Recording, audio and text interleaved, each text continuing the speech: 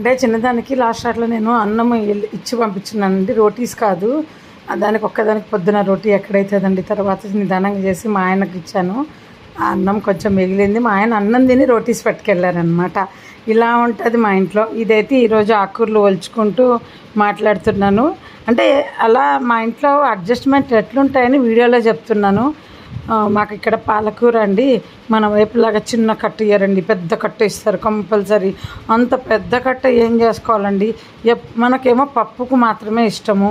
ఇలా పెద్ద కట్ట కంపల్సరీ అన్నప్పుడు ఏం చేయాలి? ఇలా ఉట్టి ఆకులు తెంపుకుంటానండి. నాకు అంత ఆకు పాలకూర కర్రీ చేసుకుంటే అయిపోతుంది.